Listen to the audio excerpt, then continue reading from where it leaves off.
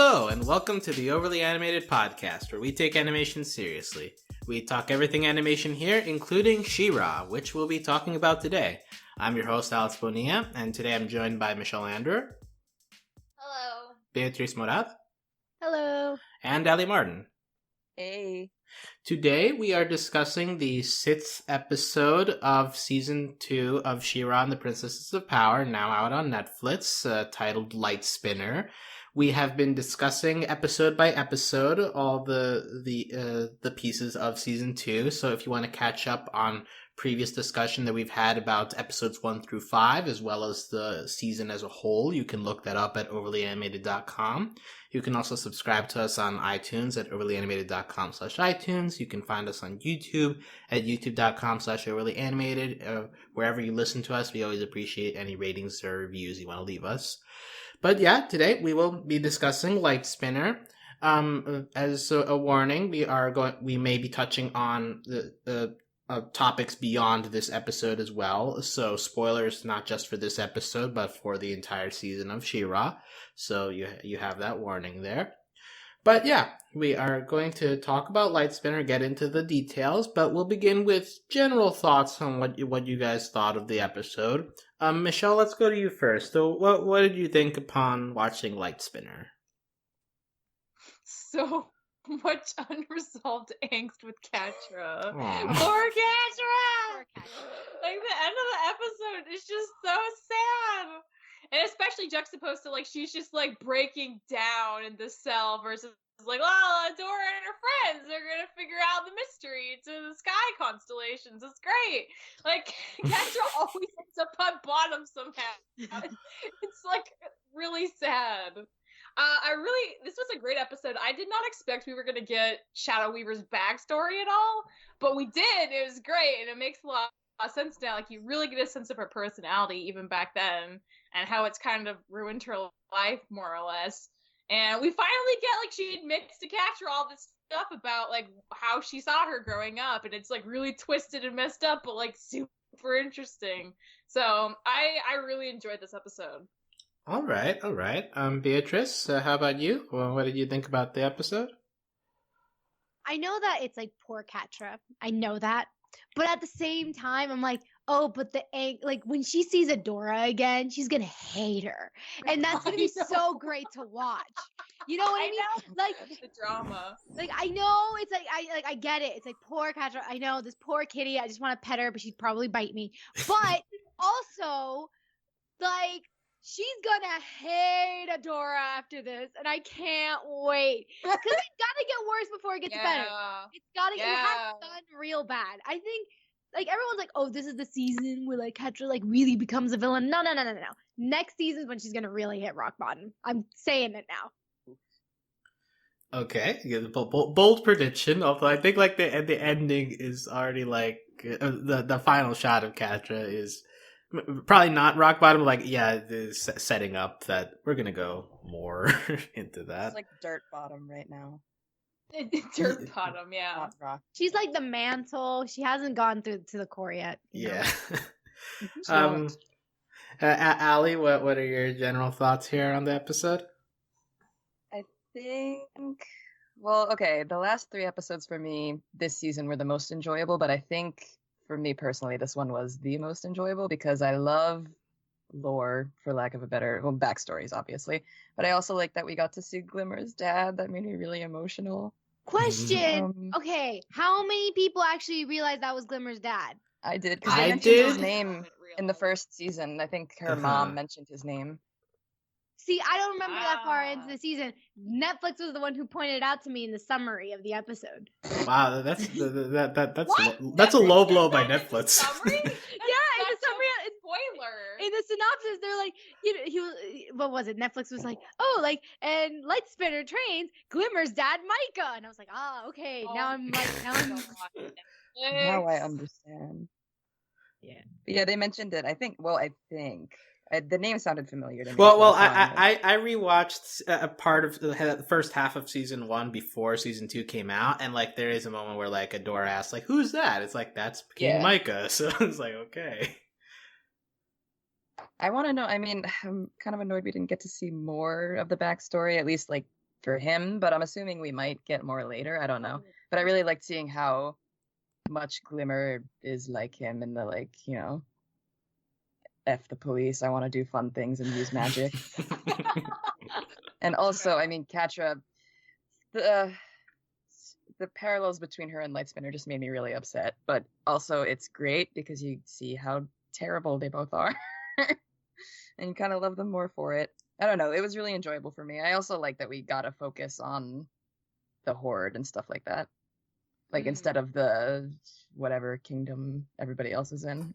I watched the show, I promise. Are you sure? No. Sort of, maybe. It does make it feel weird. Where, like, at the very end of the episode, is like, hey, we got to come back to like what Adora and Glimmer are doing. It looks like we almost spent a full episode without them, but not quite. Just my quick thoughts on this episode. I think I'm gonna be in the minority here. It's like this episode to me was kind of like, it's another situation similar to one of the ones from earlier in the season, where it's like half the episode I like and half the episode I'm bored by, because like I don't know, there's something the Katra Shadow Weaver stuff in the present is great, but for some reason the Light Spinner backstory stuff, like, it doesn't quite hit me. Although, as we'll talk about it, maybe like we'll be able I'll be able to glean like deeper stuff here, but at least on first watch it felt a little superficial, the stuff we're touching on, like stuff that we kind of already knew about Shadow Weaver. But let's talk about it. With Light Spinner, we get a big dig into her history in Mysticor as a previous sorcerer, teaching Micah and being kind of obsessed with power, but for the purposes of ostensibly protecting her kingdom. Beatrice, what new information do we get about Light Spinner / Shadow Weaver that we did not have before about why she is the way she is? Well, we find out that her kind of physical thing came from a magical accident. We find out that she's always been morally gray. It wasn't like, oh, she turned to the dark. She was always she was never morally good in that space. We know that she was like a teacher, like McGonagall. She was just like, I teach these students. We know that Micah was her protege. We know that she always covered her face. It was never like something that was just always a thing with her. That's great. I mean, to be honest, I'm much more interested in like what we find out, less about like Light Spinner and more about Shadow Weaver. Like, we learned that Shadow Weaver didn't kidnap Adora. That's huge. Okay. Like, that's like the big, like, we know, like, that just shows like maybe she actually does really care about her, and it's not like, oh, she only cares about her for power. It's like, no, she actually like cares about those big blue eyes and those chubby cheeks. It's like, oh my god, you guys. I mean, you say that, but like, she literally says it all. She might be powerful. Yeah. Like, no, but then she sees her. Then they actually give Adora to her, and then she's carrying her, and then she goes all like, ooh, like baby, So she said the same thing she said to Micah when she realized he had a lot of power. Like, we're gonna do great things together. Yes, but Micah wasn't a baby. I'm just saying, Adora was very cute, and it's like, oh, you see it. It's like, I must protect you. Like, it's a different thing to have like Beatrice's. Yeah, this seems like you projecting your reaction to the baby. I'm just saying, there's a difference between rearing a child and like having a student. There is a difference. Yes, rearing a child from like birth to like having a student that's already like, you don't have to change their diapers. Like, of course there is. Is there though? You have no heart. Is what I'm getting from you. But does Shadow Weaver have a heart? I'm claiming she does, but she's very selfish with it. Light Spinner did.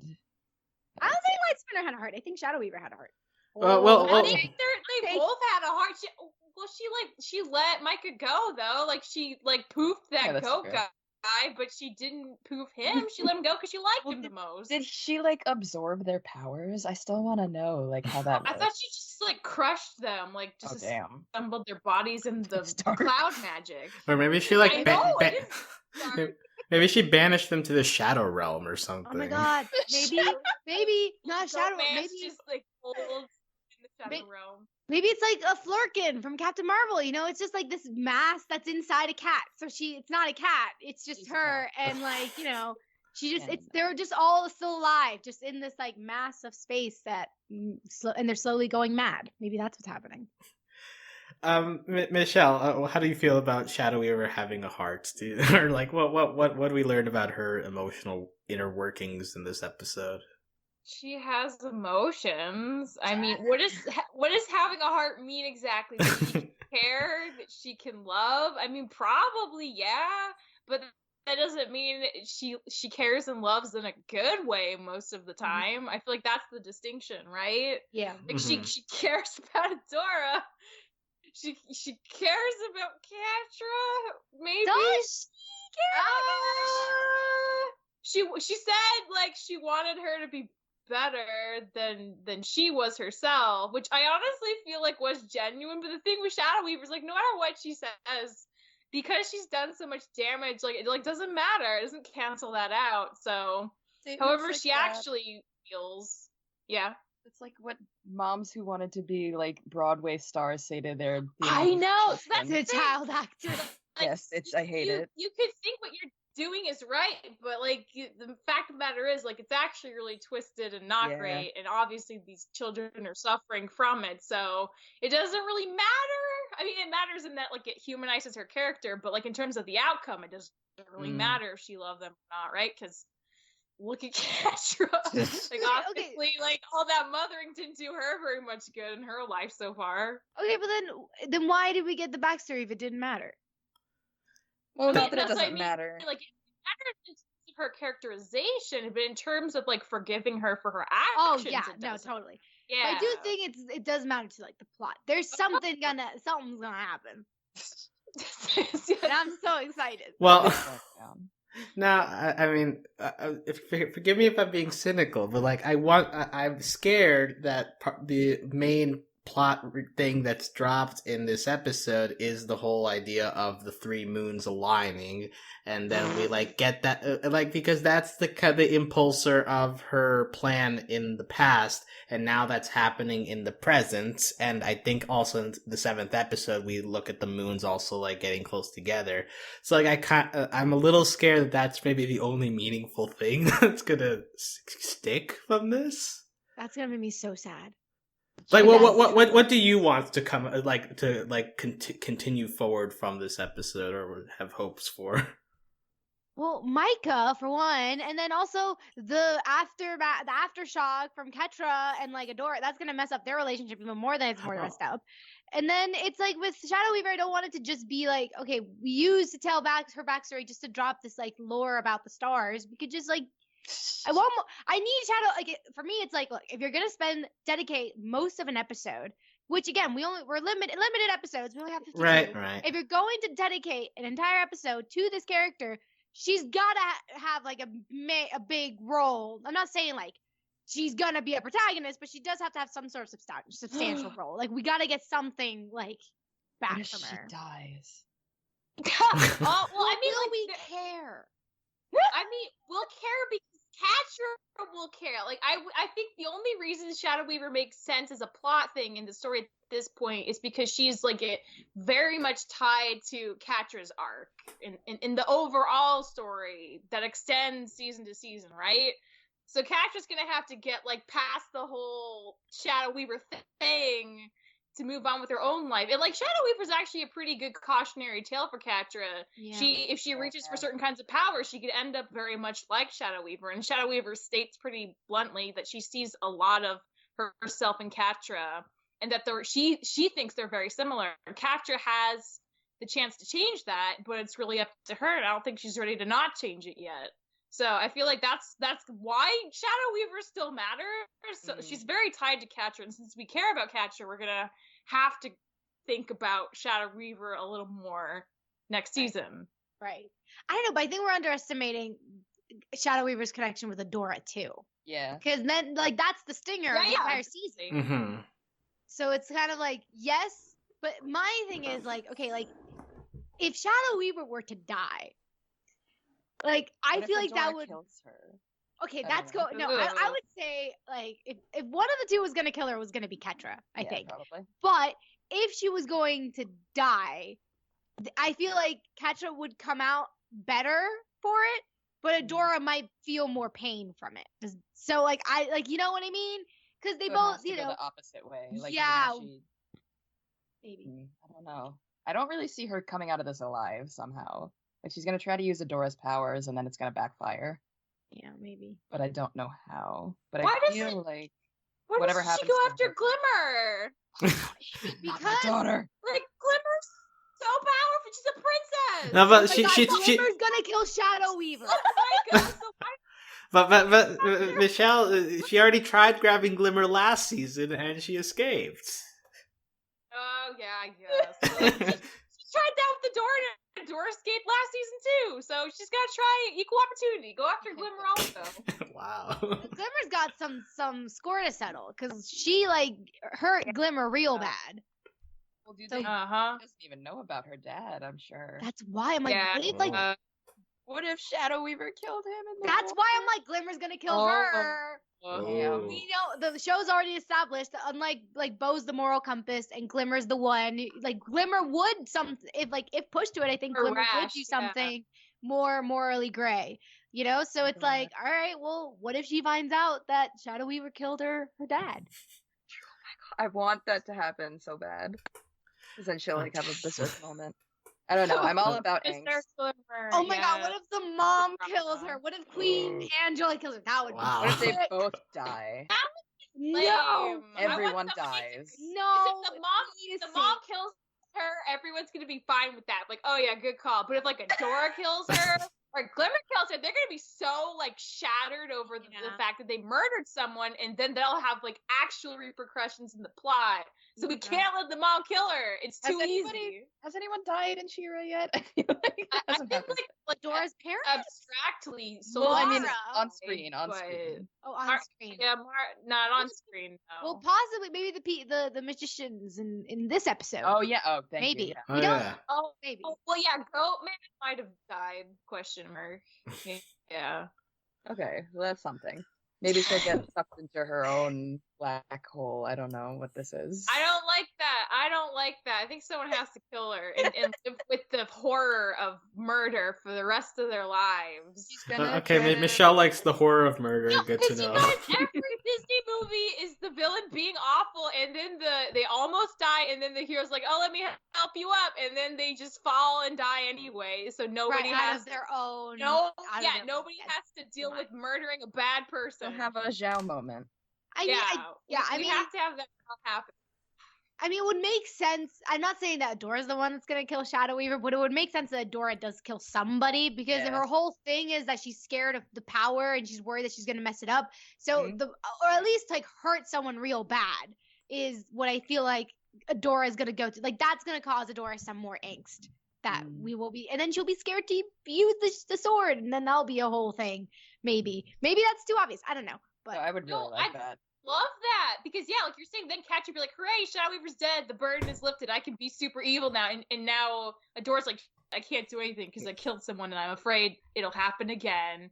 So she'll be like and she's even more scared she'll kill vulnerable. Katra. Yeah, or like anyone. wants Yeah, to. yeah.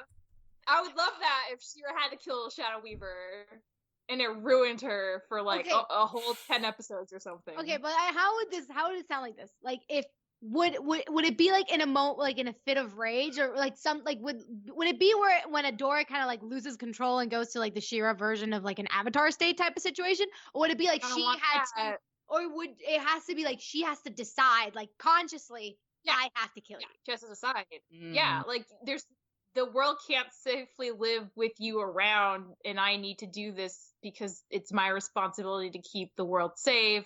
And I then mean, she has to kill her. But if she's in control, then that doesn't give her a reason to fear the She-Ra power. Because she was in control. Well, It she would be more Decide she fears herself. herself rather than the She-Ra power. So it'd be more Well, like yeah, I but can't be It's like She-Ra the because fear I am of not having worthy. that power at all. Right. Not that like I don't- the She-Ra like forces her to, but that like with that amount of power, she has the choice to decide who lives and dies, and that being like the scary thing. Like an average person can't kill Shadow Weaver, but somebody with like the sword of She-Ra can, and that's what's scary. It's like, Afraid of her how do I know my potential. decisions are right? Yeah. Yeah. Totally. Like, because if it's just the power taking her over, it's like, well, that's, I mean, yeah, who knows when you might go crazy.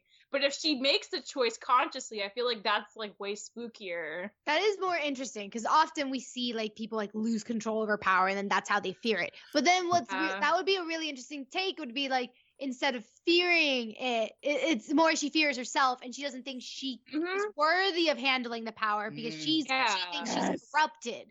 So and she thinks she's not good enough, and that is what Glimmer is going to convince her that she is good enough. And that's how we get Glimmadora. Wow. Everyone's gonna be like, you did the right. Everyone's gonna be like, you did the right thing. Like she needed to go, and Adora will be like, did she though? Like I don't know if I made the right call. I'm like, oh, you did. She'll be like, I doubt myself. No, but I don't know if I could do this again. See, but I don't think everyone's gonna think that. I think what would cause more drama is if some people disagreed and thought you shouldn't have done it. Like some people, like Glimmer would be like, "No, you should have done it." But then you have Bo being like, "I don't know you." Yeah, Bo is gonna be angry that happened. Be upset people got murdered. No fighting.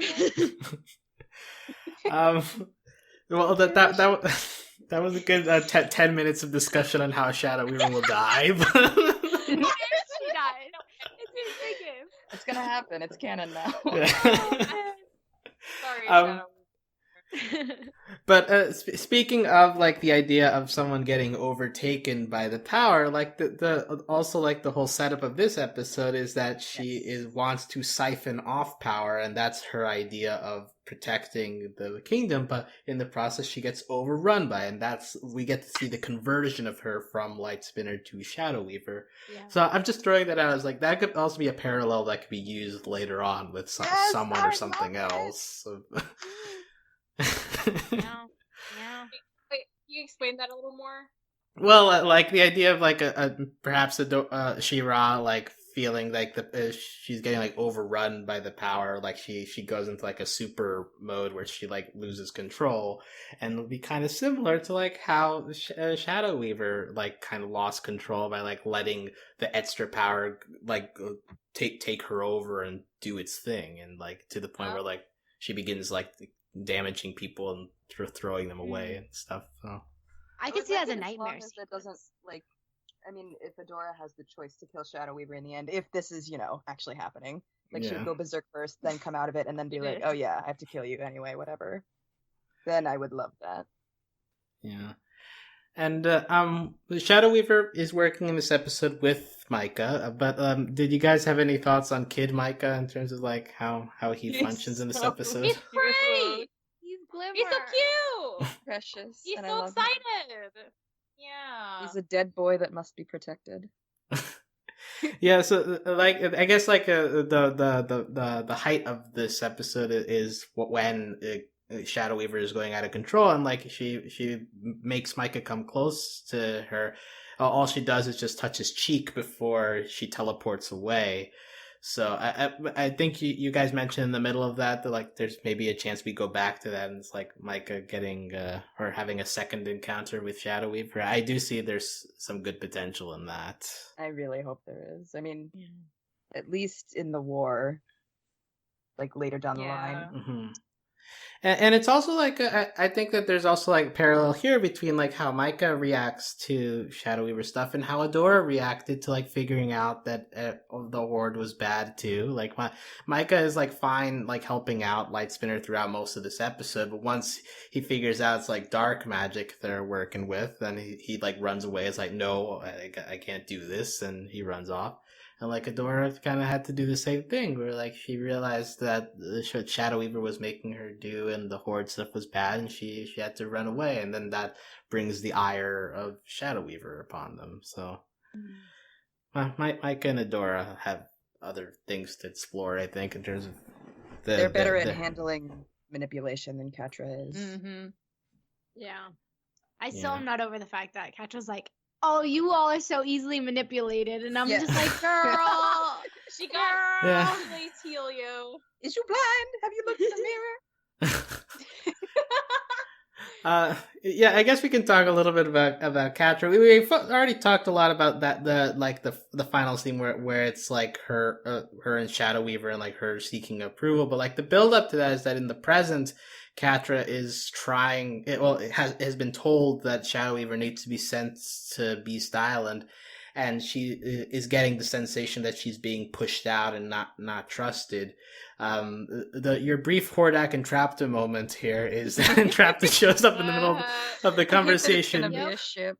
and then like as The Katra is. greatest ship. What are you talking about? Well, I love that as Katra is walking away, we get the shot in the corner and Trapta on Hordak's throne, and they're having like close conversation. And Katra is just very jealous of it. It's so I have a great. question. So the age difference between Hordak and Chapter Okay, is thank similar you. to Light Spinner and Micah. So No, like, no. could that No, affect no. Listen, how many times do I have to say this? balance? I mean, Skeletons age differently. And apparently, Hordak is like a skeleton vampire mix type of situation happening with Hordak. So obviously, time works differently with him. Obviously. And Trapta supposedly is a lot older than she seems, according to I don't know. I saw that like on Twitter. according to what? I saw it on Twitter from one of the creators or something. I don't know. I saw it on Twitter. She's like really smart. Saw it on Twitter. I'm It's just smart, saying. but- Look, I'm just saying we can't hit clearly age is a little different for him. So maybe he's like 4. Maybe he's 4 in Ew. Hordak he's time. No, Beatrice, you I made know it that's worse. I'm just That's saying, somehow worse. Okay, fine. Maybe he's like 20. old. He's a solid 25. Okay, Like a solid solid 25 years old. 55. Look, I'm just saying he could be. He has a mohawk. What 55-year-old has a mohawk? Cool ones. Cool skeleton one. Cool. Do you guys know how long it took me to realize the horde was named after Hordak? Like, that's hilarious. He named it after himself. That's so funny. Question about names. Here's a question about names. So Light Spinner was Light Spinner's name. Where did the name Shadow Weaver come from? Did she name herself Shadow Weaver afterward, or was it like? So she lost him. She's like, "What's the opposite of Light Spinner?" Oh, Shadow Weaver. I got it. Great. Look, I don't want to let me just say, I don't. Okay, we have a princess named Natasa. We have a character called Castaspella. Okay. So, I don't think. I don't even know where I'm going with this. Well, it's like you don't think Hordak is that out of place in this universe, right? Yeah. Okay. Now I know why I made this point. It's to defend Hordak. Yeah. Of course. It's understandable why he would name it Hordak and the Horde and Hordak, because that's the type of show we are in. I actually brought this up, not really for the ship purposes, but because actually this is brought up.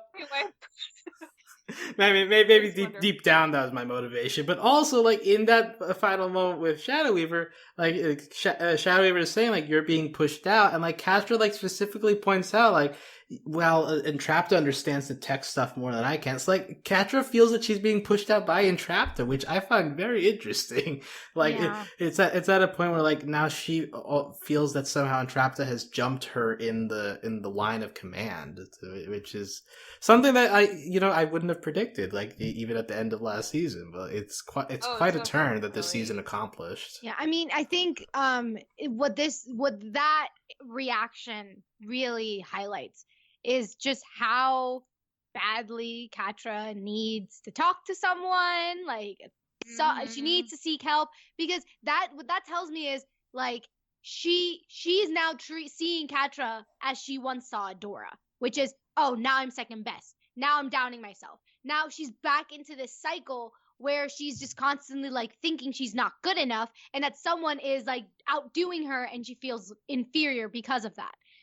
Whereas before she didn't care about the science stuff. Now that's all that's something that she's self-conscious about.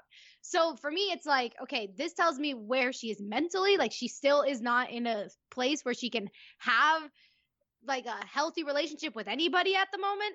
And I also find it really interesting that, yeah, she's Shadow Weaver's like counterpart, like parallel, but she's also her parallel to like the 9th degree, because Shadow Weaver spent like decades as Shadow Weaver in that position of power, and then Katra has like what, a couple months, and now she's already out.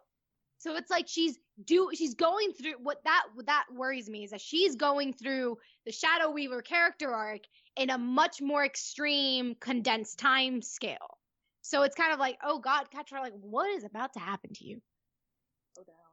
Yeah, I do feel like Katra's starting to like to make her own worst enemy again with Entrapta, because she would have been a fine force captain if she could have just left Hordak alone and stopped being so insecure and just done her job well and stayed focused. Like they would have been fine. But the fact that, especially because she's gonna lie to him next episode, like that's what really does her in. Like if she can't just do her job well and just stay focused, yeah, she's not gonna survive, which is really sad. But yeah, like definitely she's not, she needs to get some things sorted out before she takes any more leadership positions in the near future, or creates any type of bonds that can like be misinterpreted by a certain Scorpion queen. Like we need, I'm just so worried. Scorpia tried in this episode. Like there's the scene. Scorpia did good. She got Katra to be honest about what's bothering her. That's like a huge achievement for their relationship. Totally. No, yeah, totally. I'm just worried that like, what if, okay, so jumping a little bit, you know how Katra ends up, like, there's a theory that she's gonna end up going to the island and all that stuff. Like, it's like, what if Scorpia gets promoted or something? And then Scorpia's already a force captain. Yeah, but what if, like, now she's like... She becomes Super Force Captain. Yes, I don't know. 2.0. There must be some sort of orientation about it. Why weren't you at Super Force Captain? But no, so that, like, I'm just scared that tendency that Katra has is now, she, at one point, is going to be pointed at Scorpia. Like, what if Scorpia changes sides? And then she's like buds with Adora. They're like gym buddies. So they're like they literally spot each other when they do like chest presses and stuff. And then Katra's just like does that thing she does. Where then she's like, why wasn't I good enough? Like then she starts hating Scorpia for Scorpia just being great. And it's like, you know, like I'm just worried. I feel like Scorpia's too aware of Katra and how Katra feels to do that. And I feel like if Katra honestly confronted her about getting promoted or having other friends, like Scorpia's going to be very honest. You're like, look, like you're my number one. It's not what you think. Like, I'm here for you, girl. And even if Katra, like, walked away from that and tried to push her out, like, Scorpia would find a way back in because she's that lovingly abrasive. Like, she made her into a cat burrito against her will. She did. I don't think there's any stopping her from being a part of Katra's life unless Katra literally, like, erased herself from the face of the planet. Yeah.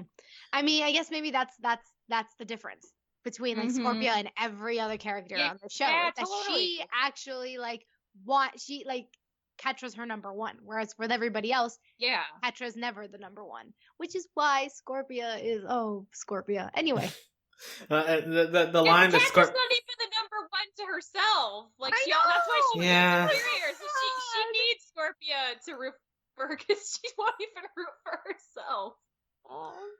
The line Scorpia gives when Katra is trying to stonewall her, it's like, you know, I don't accept any of that. It's like, like she won't take no for an answer. She's trying to like dig into her, and eventually she gets it out, and like she is like, well, I thought you would hate Shadow Weaver, but then Katra leaves with you wouldn't understand, and she runs off.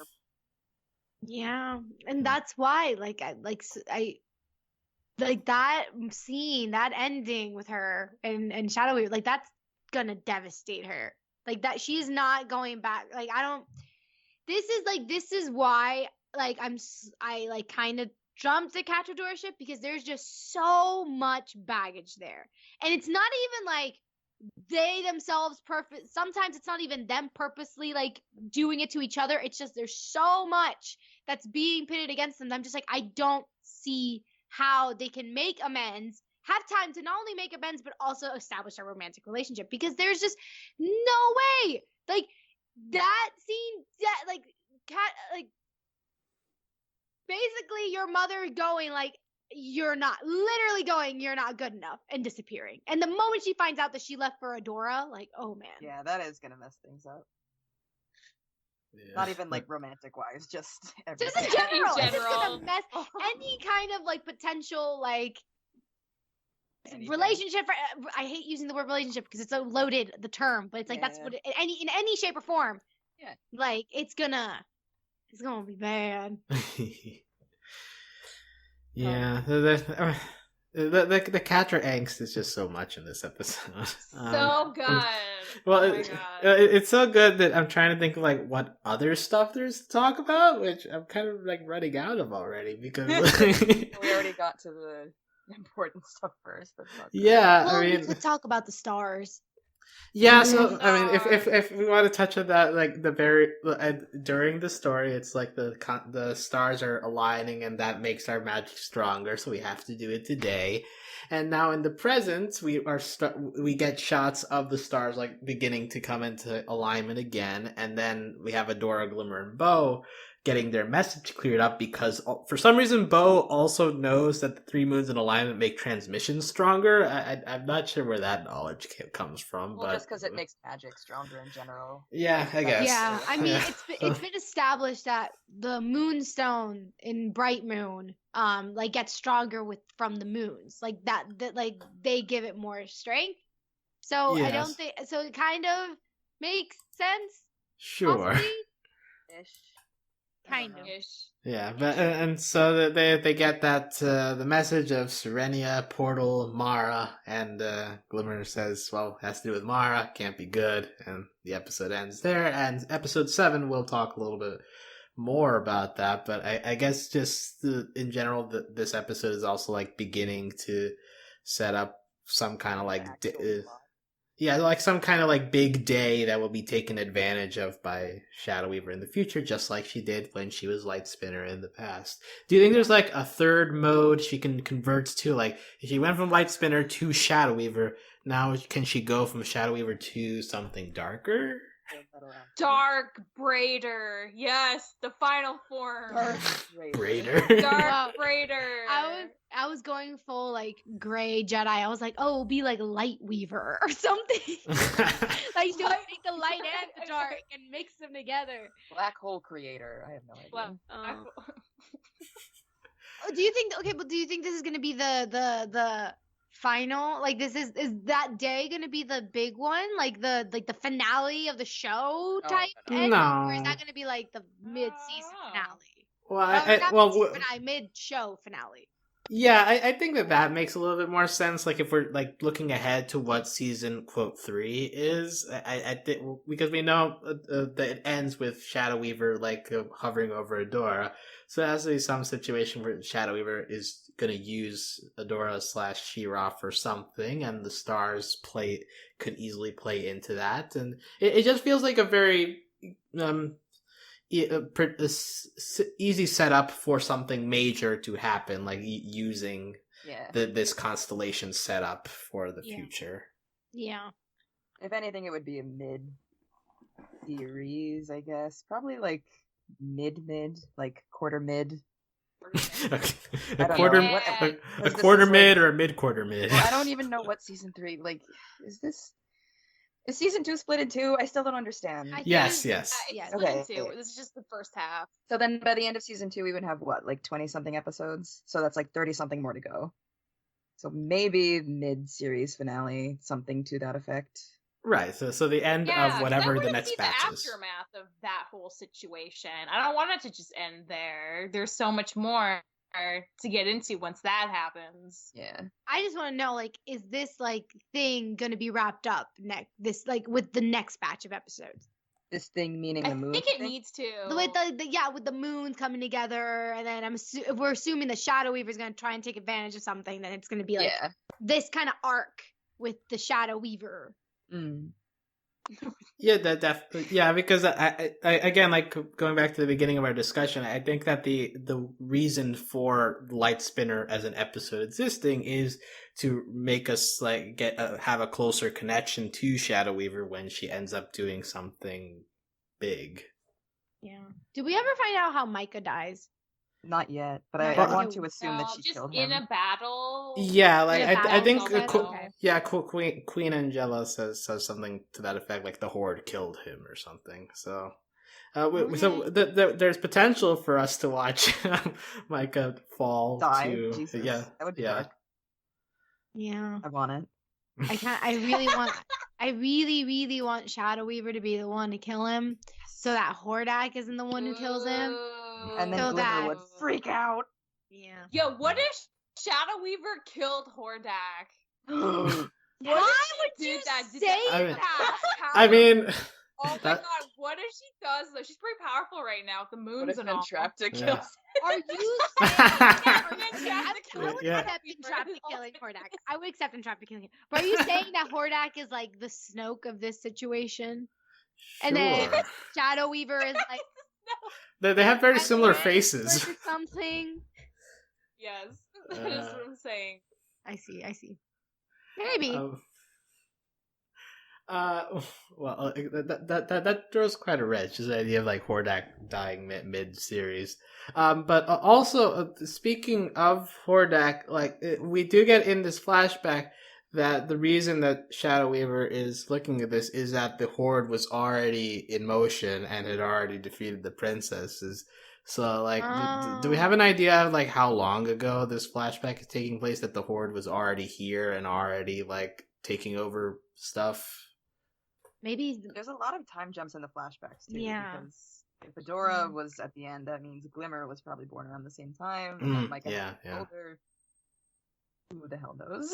Yeah. I don't know. Yeah. Also, the Black Garnet was taken over during this flashback, which so it was explained in last season that the Black Garnet is of Scorpia's family, right? Yeah, but I thought So- it was. Yeah. I thought. Okay, so Scorpio wasn't alive then when the Black Garnet got taken. I guess Or not. she was No, a kid. Definitely not. Because like if she was because if she was a kid, then that means she's the same age as like Glimmer's dad, or like Oh, yeah. close, and that can't be right. Right, No, right, yeah. So I think these are Scorpia's ancestors that have been. Oh my goodness, that makes run Scorpio over. that much sadder because she was born into the Horde. She didn't even choose it. She Oh, did. Scorpia. You know, like oh, They said family Scorpio. surrendered to the Horde. Yeah, but they like they did. yeah, they Mhm. surrendered, They were but the that first wasn't when she ones was. too. Yeah, and that wasn't even Oh. when she was alive then. So then she had like no like say or anything. Like she couldn't even like she was literally this is the only world she knew was the Horde. Just like Adora. Yeah, that makes sense. I have a question. Yeah. How did princesses like get like okay? Because like Micah, he's not a princess, but he hooked up with somebody and made a princess baby. So, like, do you just happen to? Do some people happen to have a higher chance of birthing princesses and not normal magical people like Micah? I mean, I think it's like kingdoms though, like because he married a queen, and what happens when you marry a queen? You create a princess. Oh, So so it's a he nice wasn't a prince. Hierarchy, Like, as a the kid. bloodlines of lady. Ooh, Okay. maybe it is. Maybe that's it. And it's like maybe it's like but is it like by through blood or is it through like literal title? Like if Glimmer stopped being a princess, like if they were like we dethrone you, then does she lose her powers or is it like no, it's in her blood? Is it like kind of like Yeah, King 'cause, like, Arthur if and you Excalibur? have It's like no, Micah, it's like yeah, blood. he was. Well, because also Right. like the idea of having connections to runestones adds like a extra layer to this, right? Because I think that would contribute to this being a blood situation where like you need to be born with at least like some form of connection that needs to be activated. I'm not sure if like just like by like marrying into the family, it's like okay, well now we have opened up your connection to magic. Was Okay. Micah's Alright, 'cause, mother like- royalty? Because he, like you said, he has magic. So how did that work? Well, I feel like there are Castaspella is people his without is his royalty that are magic though. Is Castaspella his sister then? Because I always assumed Oh my Castaspella was like from the queen side, but maybe it's from the dad's side. and she's like a sorceress. That's like pretty. I feel that's like a pretty. I do feel like it was a wasted opportunity that we did not see cast a spell, young cast a spell. Right? Okay, Yeah. question. All right, not question, but like, just thought of something. So Queen Angela, like Angela, I don't know how to, whatever, English. Sure. She's immortal, right? She's really old. You know? Oh no! She's really old. Come on! How can you be okay with an older Micah getting down with the queen, but Entrapta, who's at full agency, can't get down with Hordak? Is she immortal? I was just teasing. I'm confused. When was she? I don't know. I don't know when her whole thing happened. She's not human. She's something else. She's like another being. Yeah. Maybe she just takes lots of like slow aging potions. No. You don't get no. She sleeps in that like bed powered with broomstone. Micah, then the Hordak can get down with Entrapta. That's all I'm saying. Discussed in canon. I don't remember her being super old or not human or immortal. I guess she just looks like she's otherworldly, so we assume she's not 100% human. Because she has wings. Are we being speciesist? Yeah, well, she does have wings. Like, where'd she get those, right? Like, is she still from an eagle? Well, like, because her name is Angela. Her name is Angela, right? So she has wings. Angela. My whole question about like Glimmer being a princess was because, like, so did they have, you know, the meeting room with all like the princess chairs? Did Scorpia have one made for her? Like, did they just know when she was born she was gonna be a princess? Like, how does that work? Well, I don't think so, because earlier in the season, Swiftwind doesn't have a chair, which means all the chairs were taken. So Okay, all right. A princess. According to Glimmer and Castaspella, Angela is immortal. Okay.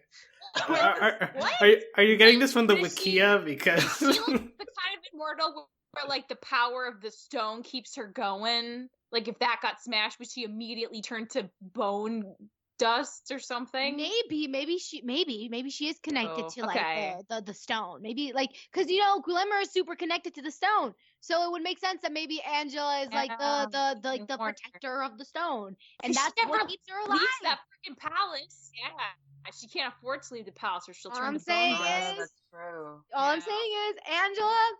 Time works differently for her. Okay. I've let. So this is really just Full Metal. Now we've seen human transmutation. Angela is Hohenheim. Oh yeah, Glimmer's like, what does half?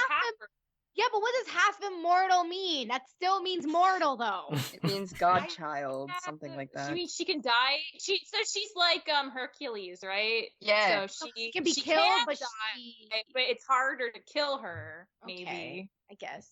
All right. Well, Glimmer, we gotta find you a peg. Just since you mentioned Glimmer, brief Glimmadora moment of her protecting Adora from falling at the end of the episode, so that was nice. Glimmadora is a very good ship. I love it. Yeah. Yeah, so I think now once we had to like loop back to Hordak and Entrapta again using Angela as justification, I think that means we're about close to finishing up here. So, Beatriz, final parting thoughts or anything else you want to talk about Light Spinner before we begin heading out? I will say, even though like there's a lot of content in the episode, it's not one of my favorites of the season. Because I agree with you, Alex. There was some certain bits kind of did lull a little bit for me in it. Like it did feel like a slower episode. Unless I'm like super, super, super invested in a character, a backstory about a side character is not my favorite thing. This happened also with like Young Justice Outsiders. There was like a character that literally the entire episode was like a backstory, and I was like, this is really boring. Because also Young Justice has like a really bad problem with like balancing characters, but like with this, I mean, I enjoyed it. I love the discussion. Has a lot of great things. A lot of things came out of it that I'm like, oh, it was a necessary episode. It wasn't like, say, with the storyline and signals with Adora and the ghosts. Like, sure. Mm-hmm. But So it was definitely had the weight of importance, but I did find the pacing of it to be slightly odd. So I guess that's my final thoughts. All right. That's fair. It's definitely, it's not like a fun episode for sure. Yeah. It's like an info heavy, like emotional episode, but it's no like Scorpia trying to go on a date with Katra. You know, it's not exactly fun. Yeah. Michelle, your final thoughts on the episode? I'm glad that Shadow Weaver's relevant. I rip for whoever does her in next. But I mean, she's so tied to some of these major characters. There's no way they can't do more with her, and I'm happy about that because she's an interesting character. Yeah, this episode's a lot. I did not think I would care so much about Glimmer's dad, but now I feel like I have a lot of questions there too. But this is one of my top, like, maybe 4 episodes of the season. I really liked it. I mean, there's only 7 episodes of season, but it's still up there. Sure, it's on the middle of the season, middle of the rankings, so that's fine. Allie, your final thoughts? I think I will change my opinion. It's not the best episode, but I am really about, like, backstory heavy, emotionally exhausting episodes. But it was definitely I mean, I agree with you. It was mostly kind of boring with the backstory, but I did like that we got to see it. And I really especially just liked how it was flashing forward and connecting to Katra and what's going on now, especially with how similar they are. I forgot if we mentioned this before, where Katra even said to Scorpia, like, no matter what I do, the Horde doesn't trust me. And Lightspinner said the same thing about the magicians or the kingdom. Oh man, the parallel. Like before Shadow Weaver like just come out and says that the Catcher reminds her of her, like we see all these parallels, right? Yeah. During Shadow Weaver's backstory. And I love it. No, yeah, that's definitely a good point to bring up. Like the balance between like switching from flashback to present in this episode, I think was done really well. Like it cuts into the right moments of Catra's like current state and connects it well to what Lightspinner's story was. So I do think that the mechanic of that episode worked really well. And like I think that if you dig deeper into Lightspinner Shadow Weaver's story, I do think that after discussing it, that a lot of these things will help potential events in the future to have even bigger impacts than they would have on their own. So this episode will serve us well for the future if we do go down the path of a Shadow Weaver arc. And so like for that we should be thankful that we've got some extra stuff to work with once she like returns with her grand re-entrance into villaindom after being stuck in a cell for this season. Can I throw one random theory out there before we go? Okay, I'll go after you. I just saw something too. Yeah. So so Shadow Weaver's now like in Bright Moon. We didn't see a lot of Queen Angela. We didn't see a lot of her. Oh no. So I'm saying it's like I think there's gonna be a really interesting like motherhood type of thing parallel maybe happening. There might be something interesting might happen like in terms of like seeing the parallels of like good mother, bad mother, like seeing the ramifications of that and how like cyclical these things can get. I definitely think that could be something interesting. I just want the Queen to go full on Mama Bear, and I am so down for it. Yeah, I mean, Shadow Weaver realized Glimmer is Micah's kid, which she might not actually know that. That'd be really interesting for her if he was like her favorite person, right? She's like, what? You're his kid? Like, I feel like that changed something. Yeah, what if she sees his statue, and then she's like, wait, you're here. Wait a minute. And then connects the dots. Wait a minute. Mm-hmm. Oh, that's why you were able to escape because you're his daughter. Now it all makes sense. That's why you're so gifted. Blood. Yeah. I was gonna say, this is I when I was rewatching this, one thing that really stuck out to me was when Catra's confronting Shadow Weaver about like, why did you always treat me the way you did? And she said, you remind me of me. I wasn't born into power. I had to fight and like struggle for everything I have. Why should it be any different from you? And I feel like that's such a terrible, dangerous mentality that people actually do have for their children. And that's I appreciate the show for kind of framing it as bad as it is, and how damaging that kind of thing can be. This idea that, like, if I had to work so hard for what I have, you have to fight just as hard too, instead of trying to make it easier better for those people. So I think it's an interesting, nuanced thing for She-Ra as a show to get into, and yeah, we're seeing the repercussions of it not working out that way. So yeah, She-Ra, tough love doesn't work. Yeah, tough love does not work. She-Ra, parents are complicated, you guys. But yeah, so with that in mind, we'll move on to episode 7, the final episode of the season, Reunion. We'll be back to talk about that a little bit later. Until then, you can find out the info on this podcast at overlyanimated.com. You can chat with us on Discord at overlyanimated.com/Discord if you want to share your opinions there. You can support us via Patreon at patreon.com/overlyanimated. Thanks to all of our current patrons, especially our patron of the podcast, Hugh, aka Hugh Neutron. Thanks to our Patreon executive producers, Ryan, Steve, Beatriz, Hugh, and Michael. Besides She-Ra, we've got Star vs. the Forces of Evil coverage going on. We've got Miraculous Ladybug. We've got Tuca and Birdie coming up. So a lot of different animated shows to cover once we finish our coverage of She-Ra. But until we come back for the final episode of Season 2, we'll talk to you later. Goodbye. Bye. Bye. Bye.